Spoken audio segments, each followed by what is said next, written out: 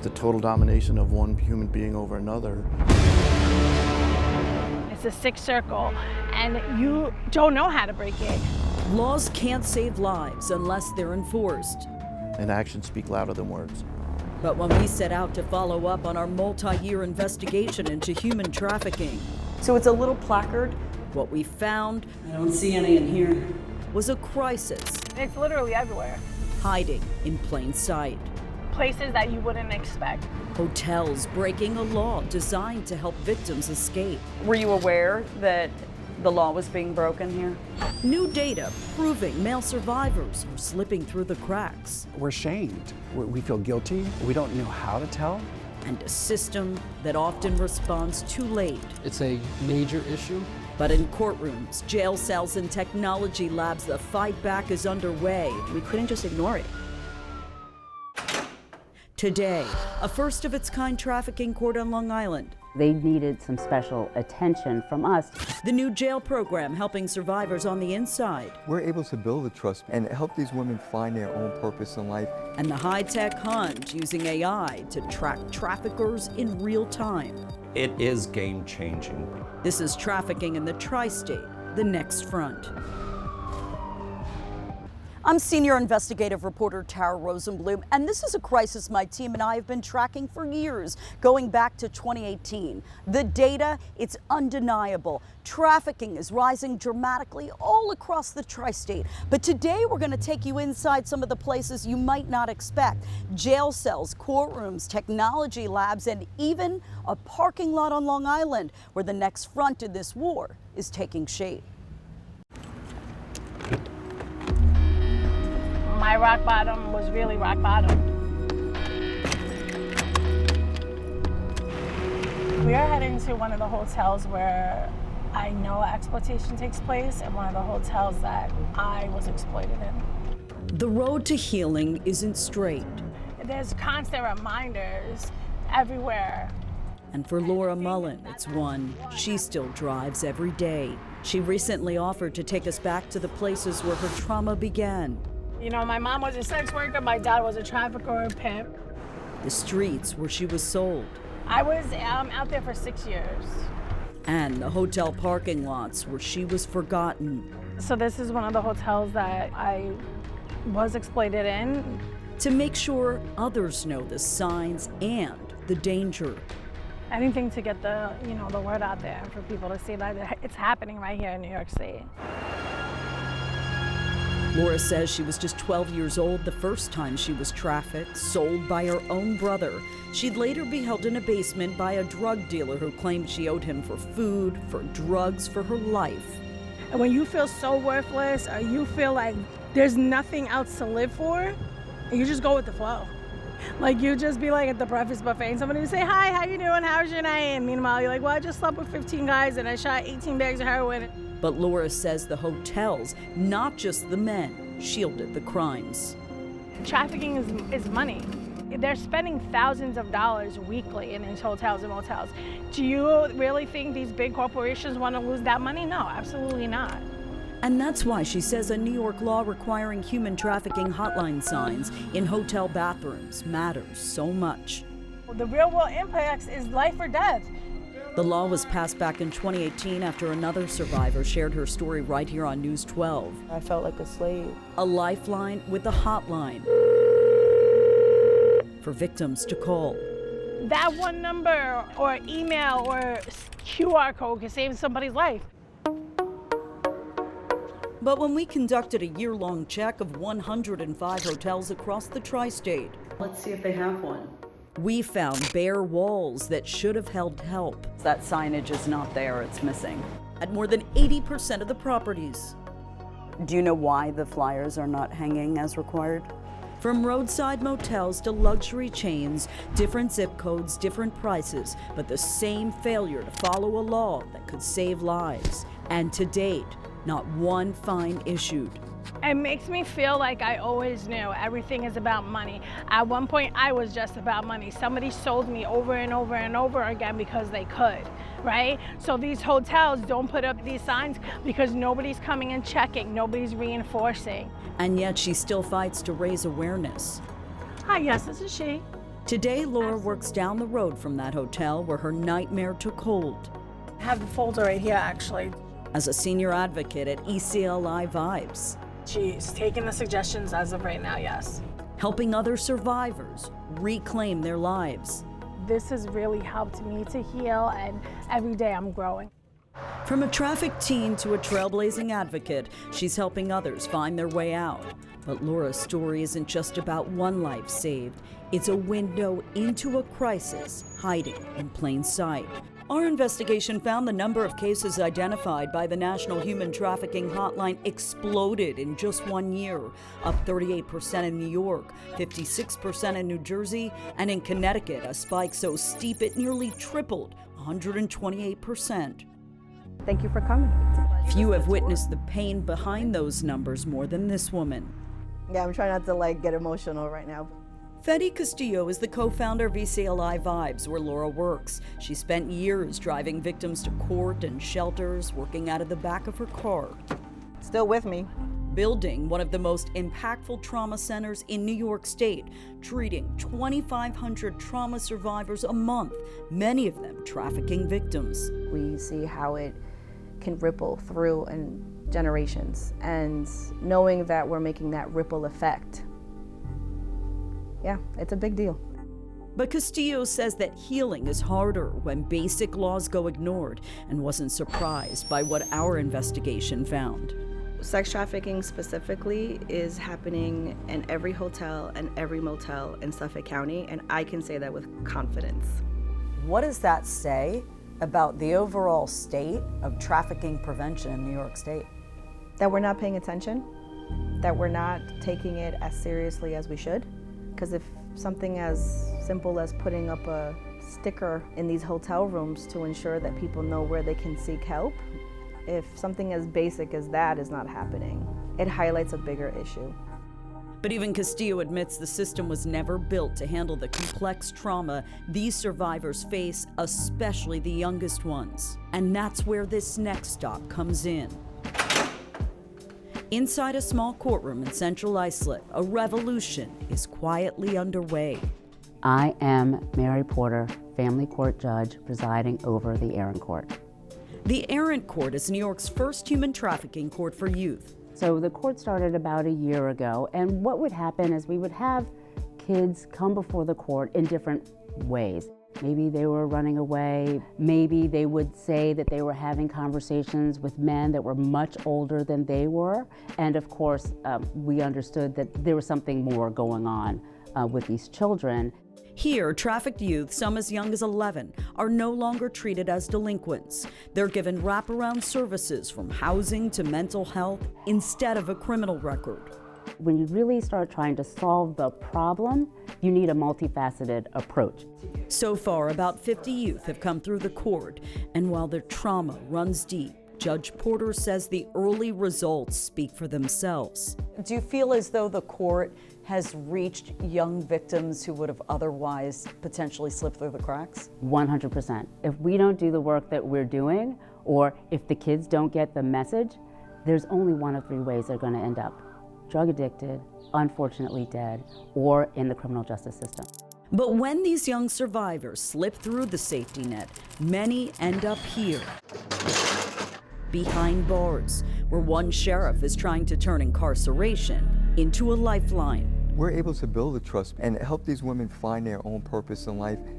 In 2018, Suffolk County Sheriff Errol Toulon launched Sadie, the nation's first human trafficking unit inside a jail, after federal partners warned him that human trafficking had surpassed gangs as the county's top safety concern, and it's flipped the script on how law enforcement interacts with incarcerated sex workers.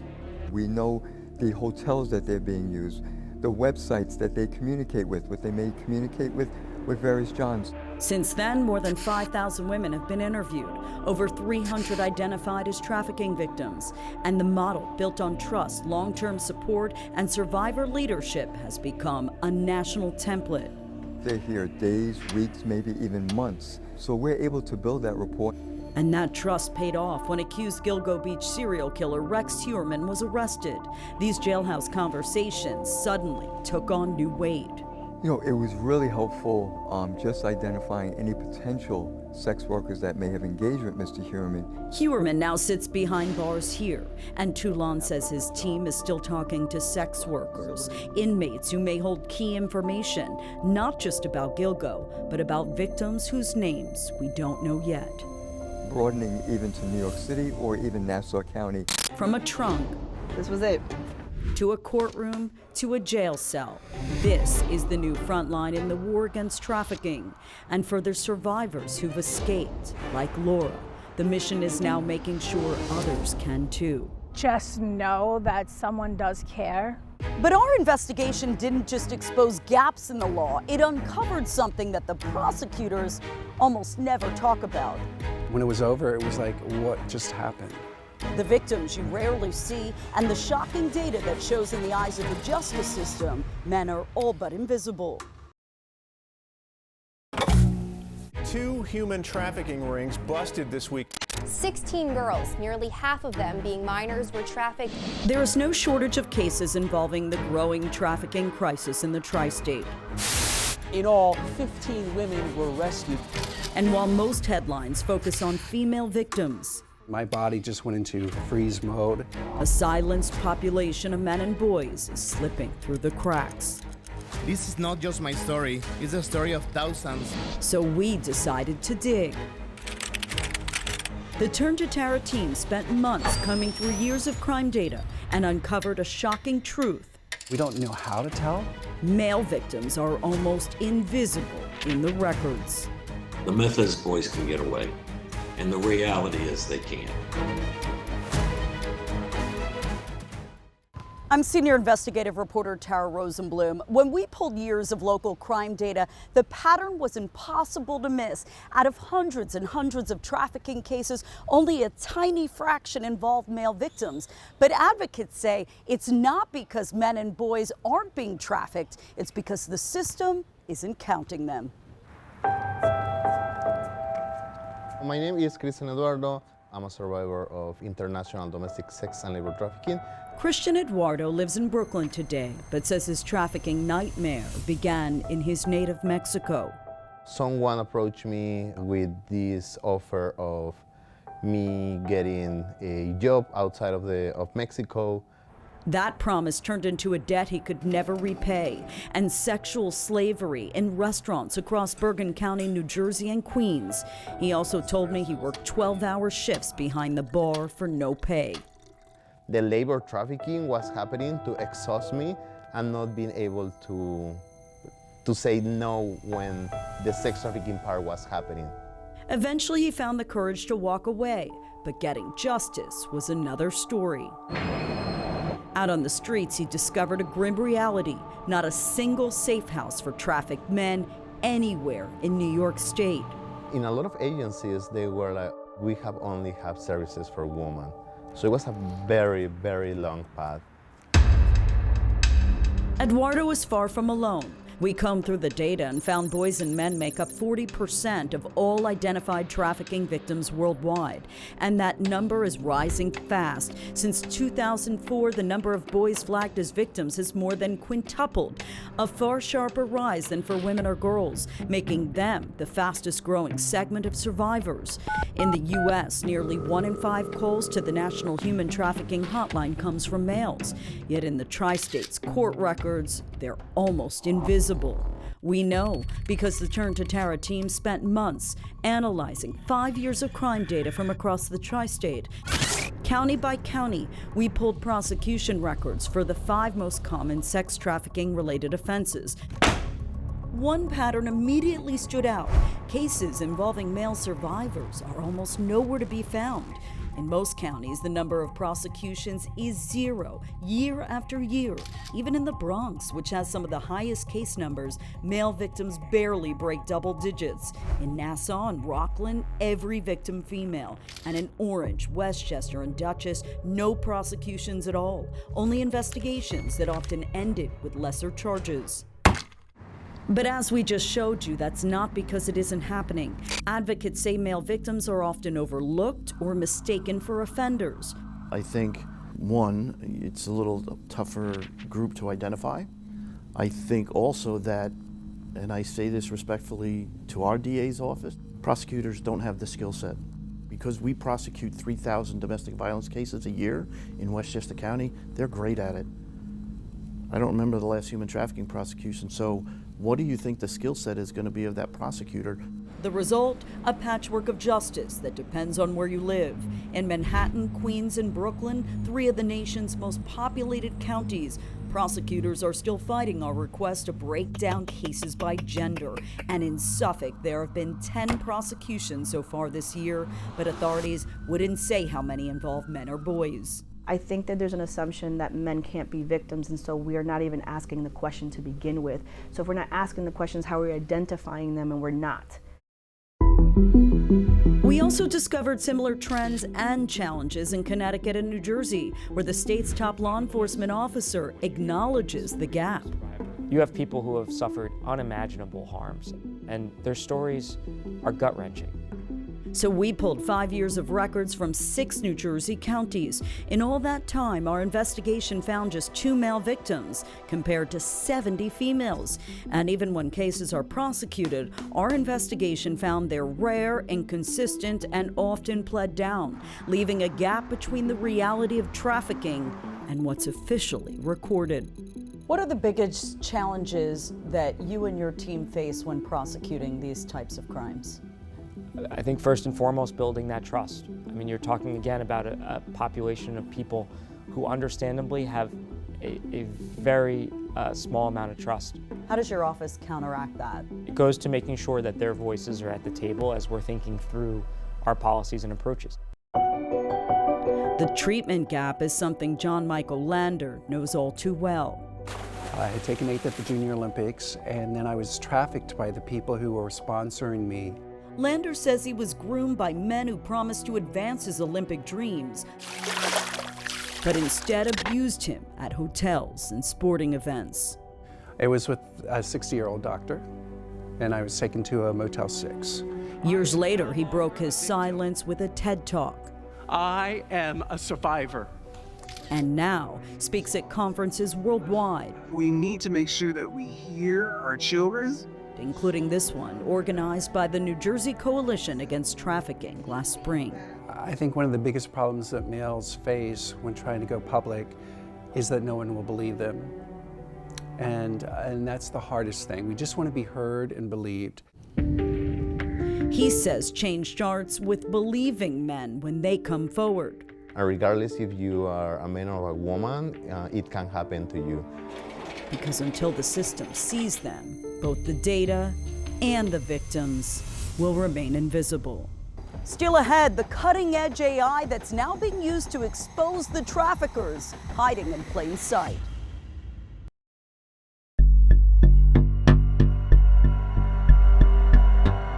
The criminals behind human trafficking may think they're invisible. They use social media to prey on their victims. But technology is catching up. You swipe up here. From fake profiles to dark web transactions, investigators say traffickers have gone digital. And now, so has the response. Artificial intelligence can be used to have an interactive conversation with an online predator. Darren Hayes is a director of cybersecurity at Pace University and a national voice on how AI is being used to hunt predators. Artificial intelligence will help you find the evidence faster. It's a tool that's now replacing hours of training and creating new tactics for digital stings. It is game-changing because we will be able to train law enforcement investigators a lot faster.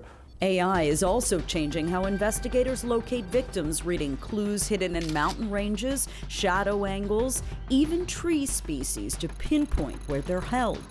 I could take a look here and see the longitude and latitude of where this picture was taken. To show us, Hayes used one of my social media pictures. Let's see if I can save this image. And within seconds, he found personal details and a warning. Oh dear. Okay, so this email has been compromised in 13 different data breaches.